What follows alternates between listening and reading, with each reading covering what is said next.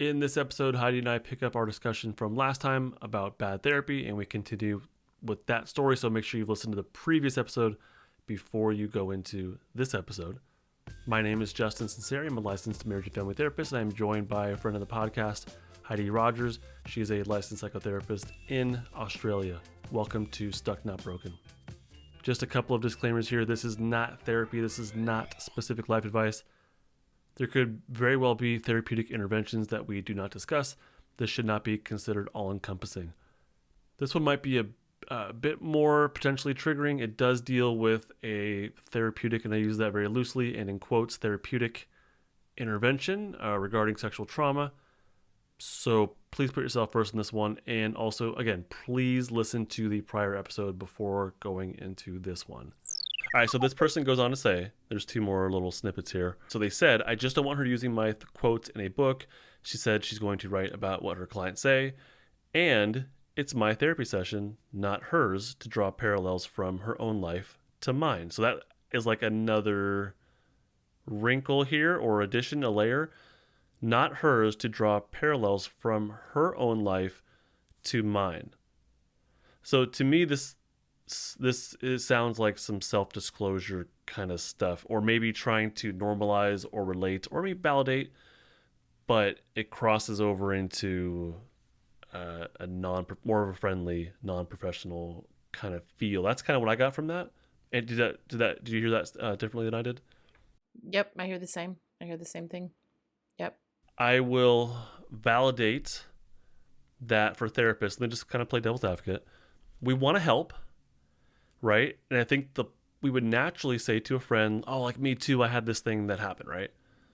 So there might be that natural pull, but like you said earlier, we got to catch those and say like, okay, is this me feeling like I'm connecting, or is this an actual therapeutic intervention that is designed for the client in mind, first and foremost? Totally. So I can validate, I think a lot of therapists do that, the self-disclosure thing, as a way, they try to help, but I think it takes over the session, or it can, or it kind of like, I think it kind of maybe could even invalidate what the client's talking about. So those are my thoughts of it immediately. Like, I want to play devil's advocate and say like, yeah, I get it, but I definitely hear where this client's coming from, that it's her therapy session, not the therapist, obviously. Yeah. I definitely agree. And I think the key with all of that is the client knowing that they are justified. It's a good enough reason. If they're looking for a good enough reason, that is good enough to say something. And I think you can it's always a good enough reason, whatever your reasoning is, or whatever the frustration or the challenges that you're having with the clinician. I think you should always say something, because it's a relationship. And I think in relationships, we have to communicate about how we're feeling, and especially the therapeutic relationship, I think, yeah, if a client can handle that, sure. Now, you don't have to answer if you don't want to, but for me, there's been a couple therapists I went to where 2 or 3 sessions in, I'm like, this is not going to work out. Is it something that I feel like I want to, address? Nah, let's kind of move on, There actually was there's someone that I met with a couple times, and she kept telling me about her mom. And I'm like, I don't care about your mom. I just don't. Yeah. I mean, I do in general, but also, Yeah. that's not why I'm here. Yeah. Obviously. So I did make an attempt, and I had said to her, I just need you to listen. Like, I don't need whatever it is. I just want to be understood. I want someone to listen and kind of hear where I'm coming from and get it. Mm-hmm. But she just could not resist telling me about her mom. So 3 sessions in, I said, hey, I appreciate it. Got what I needed. Thank you so much. So I did make an attempt. I did. But it can be hard because, like you said before, with that power dynamic stuff. And then speaking up for yourself, and it can be difficult. The people-pleasing aspect, too. Right, I think that definitely a lot of us, I think, want to be known as like the good client or the favorite client, I would like to think that when I see my therapist that he's not like, oh God, Heidi's coming in today. Like I would want him to be like, oh, Heidi, like For that sure, he's yeah. excited to see me, right? And I think our clients would be no different, that they don't want to think that when I look at my diary for the day, I'm like, oh, Justin's coming in, So I think a part of that is they want to be good. They want to be like like I want to go, I think we all want to go to therapy with like, I have good things to report, like if you're a recovering alcoholic, it's like, and I had an invitation to the pub and I didn't go, like we want to feel like our therapist is going to be proud of us, And so I think it makes it really tricky then if a therapist is doing dumb stuff or things that are frustrating or hurtful to the client, because it's really It's a hard, bad I mix, think, yeah. It's a for bad them mix. to have the kind of courage to stand up and say Exactly. something. Yeah, exactly. Yeah.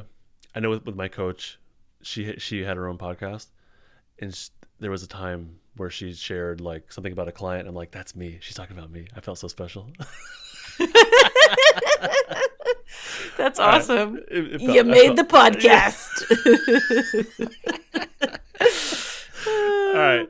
So, one last piece from this. It's not hers to draw parallels from her own life to mine. Okay. Last piece. My gut was telling me that these things were wrong, but thanks to my traumatic past, I have a hard time being able to correctly identify red flags. Thanks to your podcast, my feelings were validated. Purple heart emoji. All right. So this kind of ties in with what you just said, where it can be hard to speak up, right? And part of that is like you might not feel or catch those red flags that are there, or maybe are very muted, or maybe they're not there at all. I don't know.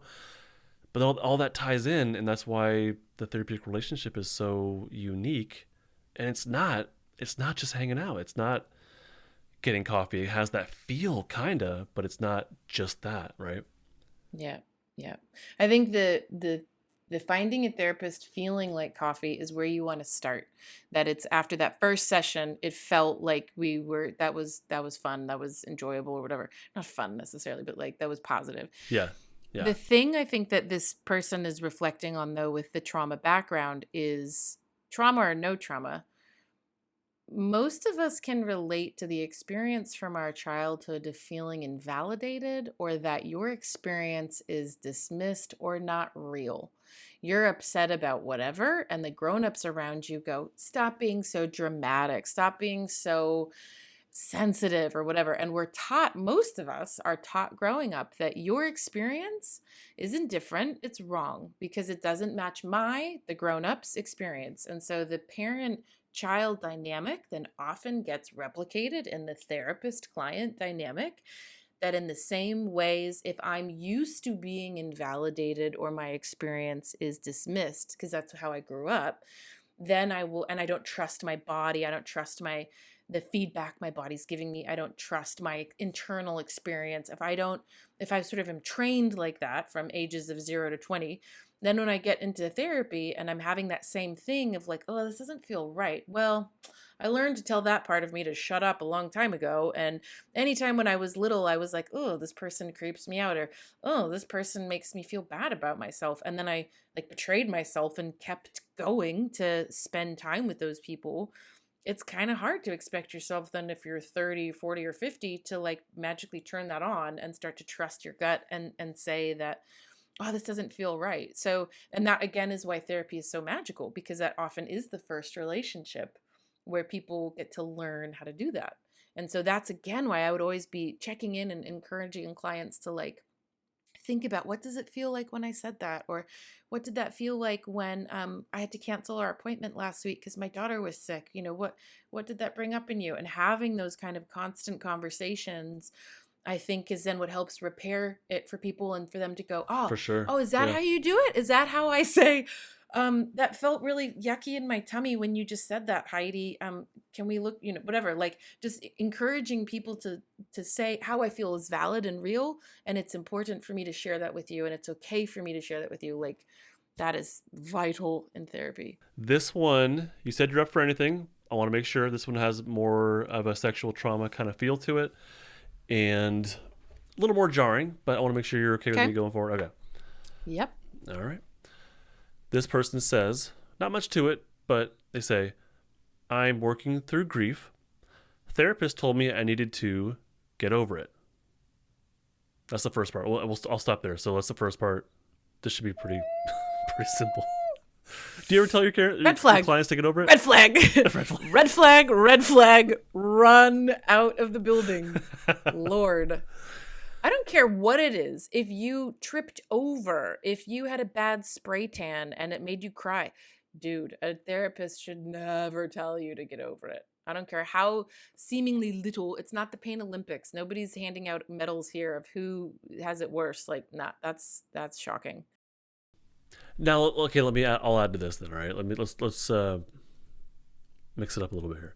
So we wouldn't say get over it. That's ridiculous. But Heidi, if you're working with someone, let's say, who is having difficulties in discussing something with a parent or a spouse, or they can't get through to them, right? Is there ever a time where the message is not get over it, but the message is it's not going to work? Yes. Where it's very blunt Yes. to the matter. Like, we've been going over this for like a week or two. It's not going to happen. You don't control them. They're not going to hear you. Would you feel comfortable something like that? Okay. Yes.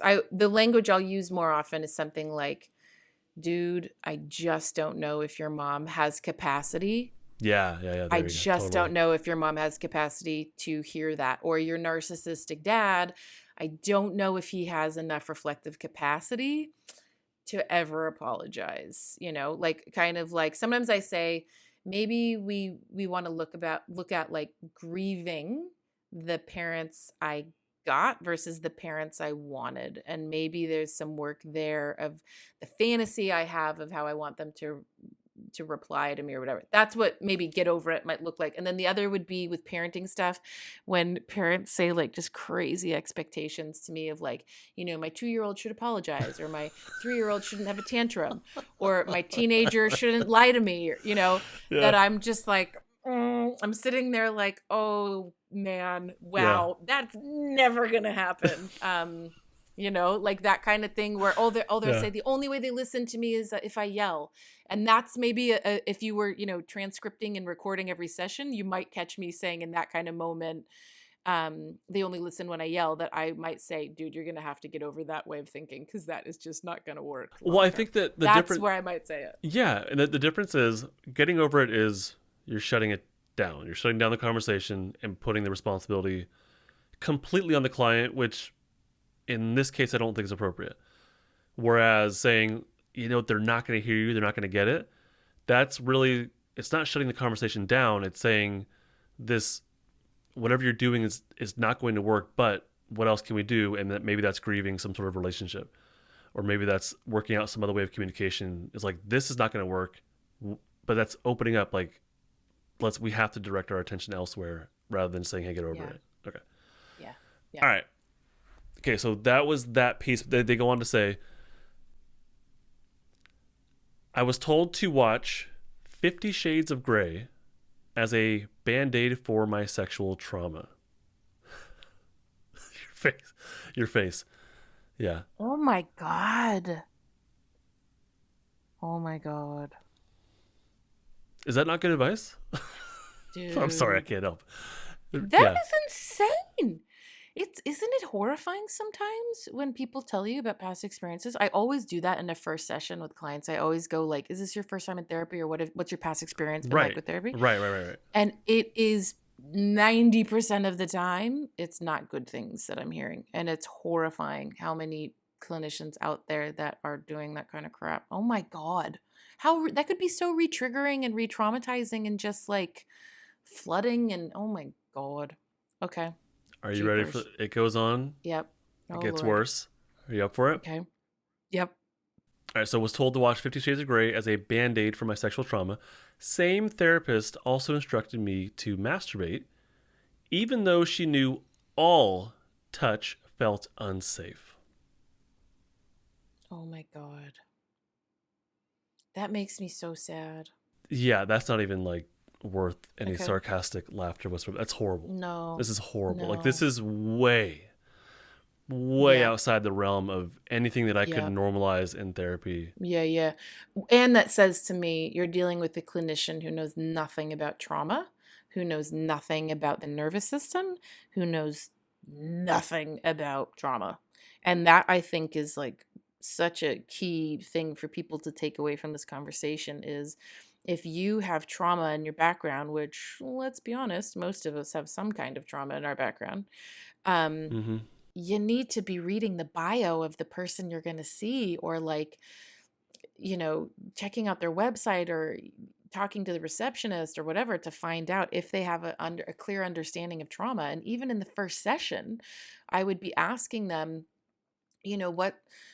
what put them on the spot. What's your understanding of trauma? Who informs your work? And if they're saying, like I want to see a trauma clinician who busts out names like Gabor Mate, Peter Levine, Bessel van der Kolk, Bruce Perry. I want Pat Ogden. I want people to be saying, like they are informed. They know what they're talking about, rather than just, I, eesh, man, that's horrifying. I can't think of when this would be remotely appropriate. And like, I'm really like, I try to say, hey, this is what the normal thing would look like. Here's outside of the norm.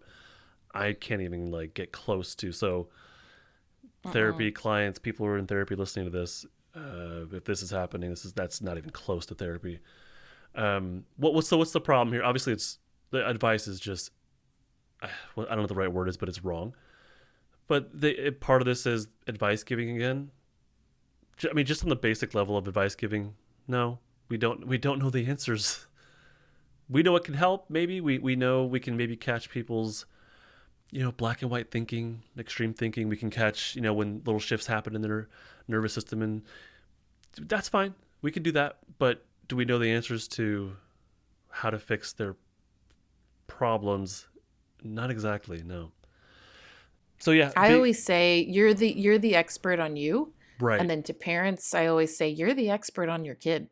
I know a little bit about psychology, I know a little bit about parenting, but you're the expert on your kid, and you're the expert on you. So we don't know like you said, we don't know the right answer for anybody, but being told to watch a movie is not a therapeutic intervention. That's just like anybody can do that. Anybody can do that. I could recommend a movie to you. That's not therapy. Yeah. It's not even close. Like, I hope someone didn't pay for that. Yeah. Now,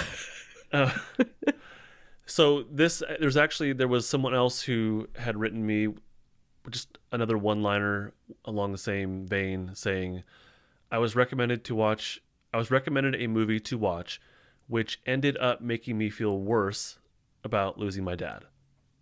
This is not therapy. Like, watching a movie is not therapy. Okay? Advice giving is not therapy. The only time when I think if the conversation about watching movies has come up, it would have been because I'm just thinking about this recently. Gabor Mate's recent one that came out, The Wisdom of Trauma, that he did in, I think, June and again in October. That and people saying, have you heard about it? And I said, yes, I've watched it. Highly recommend it. Yeah. That would be the only time that I can think of saying, like, yeah, or someone who's sort of new to understanding their trauma and, asking, is there anything I could watch or read? And then I'll go, yeah, this is good. But I think to like process a dad's death or something like that, that's an interesting one. I don't know how telling someone to watch a movie, because I think that's one thing I'm always mindful of is this, like when I first found your Instagram and telling clients about, if you want to understand polyvagal more, check out Justin's Instagram and his podcasts and stuff. You can learn a lot. Like for people who are, keen to learn more about it, it's so great to just, dive in. That's where recommendations I think I would give to people is like stuff that supports their therapeutic understanding, but this one sounds like, I think too, you got to be mindful of like, am I dropping someone off into a village that's like where their trauma comes alive? Like if you have a clown phobia, I'm not going to tell you to go watch it, like. Right. So it's like, I think you got to be thinking again, that whole, what's my motive? What's my intention of recommending this to someone? Yeah. And then again, for clients, I think push back and ask, oh, why? What's the premise? Is it possible that could be flooding for me? Is it possible that could be re-traumatizing for me? Like, I don't think there's nothing else to add. That was, I mean, but that's what, just to like sum up, like what you just said, well within the normal range of resources. not healing movies, but resources to learn and build that Yeah. foundational knowledge that we can then use in therapy or Yeah. build off of to normalize and build a new narrative and all that. Yeah. Way Yeah. different than, hey, watch this, it'll make you feel better. Yeah. Totally. Okay. If it was that simple, we wouldn't have jobs. If it was just about like, go watch this and like listen to that and like, boom, you know, it's like a You're dude. right. Someone said to me the other day that their last psychologist told them, just don't worry about it. Oh my You God. just got to stop worrying about work and stop being so stressed about work. And you just got to really be present. And, you know, I was just like, oh, I'm cured, you know, like that's all you got to do is just don't worry about it. And it's like, and that's what I said. I was like, dude, if that was the case, I wouldn't have a job. Like, it's not that simple. Not that simple. No, it's not. No. Where can people Yeah. find you? Thank you for being a part of this, by the way. Where can people find you? And what do you have going on that besides an upcoming book at some point someday that you're working on? Where can people find you, and what do you have that might be of interest to people? I have my Instagram, which is Heidi Rogers _. I have parenting programs, parenting webinars, and stuff like that. And what I'm building now, drum roll, very excited, is a personal program, like a course for individuals in January. I think we're going to launch that, which is basically like if we were to do like 10 sessions of therapy, what would be a lot of the things that I would cover and want to That's teach awesome. you in those first 10 sessions? So like polyvagal, understanding the nervous system, understanding the brain, trauma 101. Like it's kind of the most common stuff that I discuss, parts work, the common stuff I discuss in the first 10 sessions in a program and in a course. It's not going to be therapy, but it will obviously have a therapeutic flair to it because I am a therapist. But it will be more just trying to figure out, who am I? Why am I the way that I am? What has happened in my life to contribute to this? How can I make peace with myself, feel whole, find more joy in my life? I don't know, just kind of broad. But I'm really excited because do you know where it actually came from? The birthplace of it is all these parents do my parenting program, and then in it they realize, oh, this is actually about me. This isn't about my kid. I actually have like so much love that. unresolved stuff of mine, you I know? love And I'm that. like, I Trojan horsed in. And so they've all said, all the parents have said to me, Heidi, can I work with you one-on-one? And I'm like, I'd love to, but I don't have, like, my books are full. I don't have capacity to take on new clients. And so I was sort of like, how can I do all of the things I would want to teach them in therapy? And so that's why I took it from their feedback of going, can you build something for us? And so that's where it came from. But it's not just for parents. It's for, you know, people's in their 20s. It's not just for parents, but yeah, so that's where you can find me, is Instagram, and then my website, HeidiRogers.com. All right, that sounds really Yeah. cool. I used to do a lot of parenting groups, and I loved those moments where they would say, you know, this is more about us, isn't it? I loved those, like when they got it on their own, you know? I was like, Yeah. yeah. Yeah. Oh, so the anger management is actually about me staying regulated and not my kid. And I'm like, yeah. Heidi, once again, thank you so much for being a part of Stuck Not Broken. I've had a ton of fun talking about bad therapy with you in these past 2 episodes. If you want to hear more from Heidi, she has her own podcast. It is called Tell the Others. And she interviewed me a while back. If you go to her podcast, actually, I'll just put a link in the description. That'll make it easier. And you can listen to her and I discuss polyvagal theory and therapy and other stuff. But yeah, Heidi's super fun. I think you'll like her stuff a lot. Go to HeidiRogers.com or find her on Instagram, Heidi Rogers _. I believe she also has a Facebook group. But she has a bunch of resources on her website, free, also webinars, plus her flagship parenting program, which is called Total Parenting Transformation. And that's something you have to sign up for ahead of time. So go over to her website, do that now, and make sure you get on to the next round of Total Parenting Transformation. So fellow Stuck Not, thank you so much for listening and or watching this. If you're on YouTube, I do hope you got a lot out of this. Bye. This podcast is not therapy, not intended to be therapy or be a replacement for therapy. Nothing in this creates or indicates a therapeutic relationship. Please consult with your therapist or seek for one in your area if you are experiencing mental health symptoms. Nothing in this podcast should be construed to be specific life advice. It's for educational and entertainment purposes only. More resources are available in the description of this episode and in the footer of justinlmft.com. The Yeah, one cool. thing that I think people might have an issue with, Yeah. you say you're from Australia, but you don't sound like it. I know. I'm sorry you don't get the full Aussie accent going. PDFs and stuff that was helpful in Facebook ads. Every now and then you have like a little accent. Every now and then. Oh yeah, I know. Everyone says that they'll, my American friends will go, "Oh, Heidi, you sound so Aussie," and I'm like, I do not. I say that to my friends here, and they're like, "You sound as American as like apple pie," but